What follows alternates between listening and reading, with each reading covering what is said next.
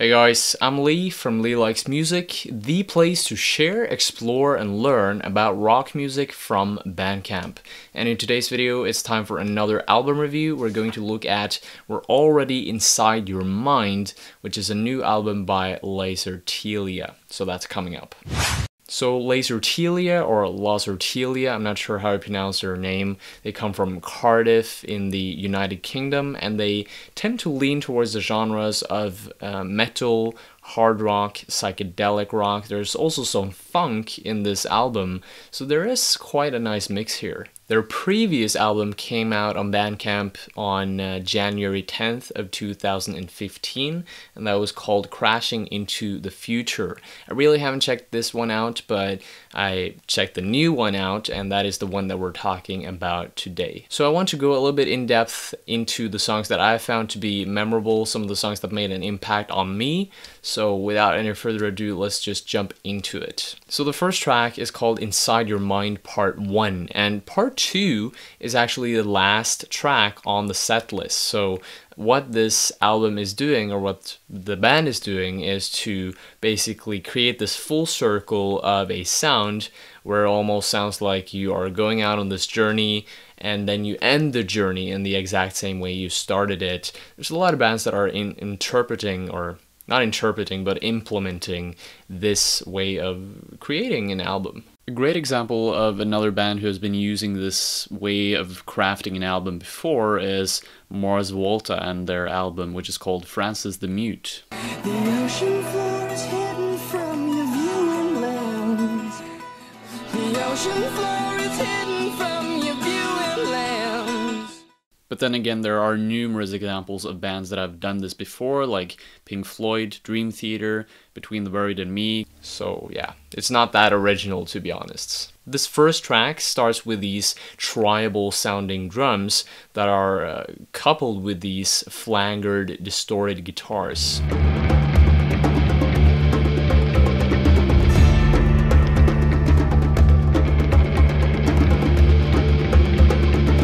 The rhythm builds up to this very lofty soundscape where the lead guitar is taking the lead in terms of the melody, and then there's also a sitar in the background here, if I'm not mistaken, which is quite exotic and really original to have in this track. Now let's jump over to the second track, which is called The Wired and the Weird. This song is riveting us into this fuzzy guitar soundscape, which sounds a lot more heavier compared to the previous introductory track. For some reason, I think that this track is having a lot of resemblance to something that Motorhead could have made. I'm not a big Motorhead listener, but I imagine that a lot of their music, at least the surface level music that I've listened to from Motorhead, is very similar to this.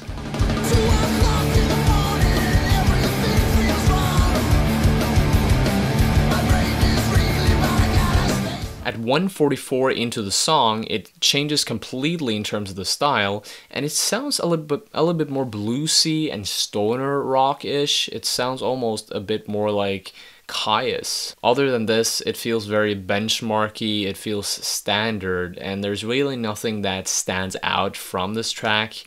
And ironically, this is one of the tracks that I chose to speak about or talk about in this review, and the reason why that is because it perfectly represents this album as a whole. I don't feel like there are any songs on this album that is really just punching through a lot, that is leaving a mark, a good impression, a unique impression in the first place. Near the end, the song becomes a lot calmer, and there's certainly a dynamic variety in the song. There's nothing to say about that, but the fact that there's nothing outstanding, there's nothing unique about the song, the fact that I feel like there are so many bands that can relate and that resemble to this music is what makes this so unbearable and boring to listen to. So the second track, The Weird and the Wired, I'm gonna give this one a 4 out of 10. Now the third track that kind of stood out to me on this record was the sixth track, which is called Earth. And the reason why this stood out is because it simply reminded me of something that Rage Against the Machine could have made. First riff that you'll hear on the song is definitely a Tom Morello inspiration. In other words, the band leaves this psychedelic and stoner rock realm and invites this more funky fusion into their music, and that is kind of cool. It is actually not a bad melody. I'm actually rocking back and forth when I'm listening to the song, and that is a very good sign.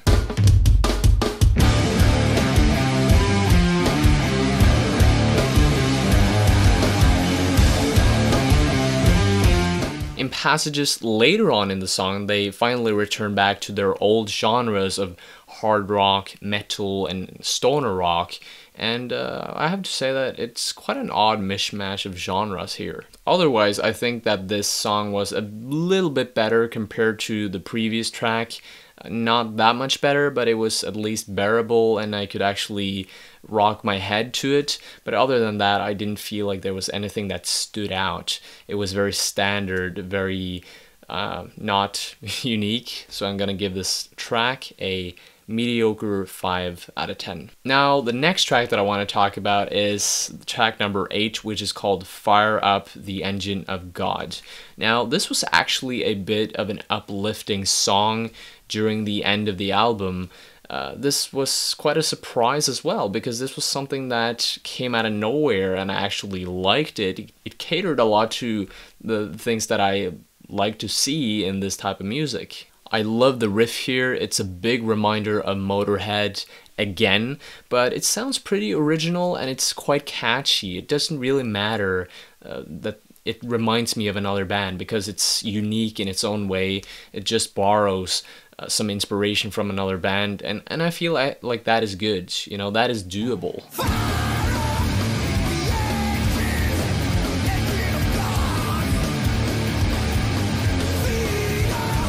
Like many of the other tracks, this is a very conformed song in terms of the song structure.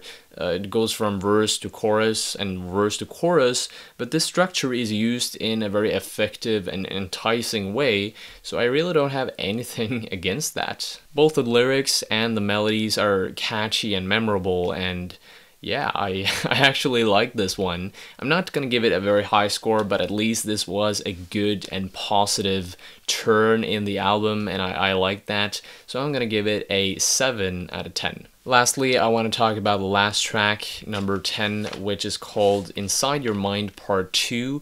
Again, I just want to comment on the fact that this full circle thingy that so many bands are doing nowadays with the albums, I feel like it's milked so much and it's not an original idea anymore. I mean, unless you have actual good, authentic content in your album, I don't think, I don't mind if that is the case. But in this case, there's such standard benchmark level of replay value. You know, there's I mean, this is an album that I will probably listen to 1 or 2 times more after reviewing this, after creating this review, and I'll probably not put it on ever again. Because the melodies weren't that enticing, because there was quite kind of a boring flow in the album, I didn't feel inspired to look into the lyricism either.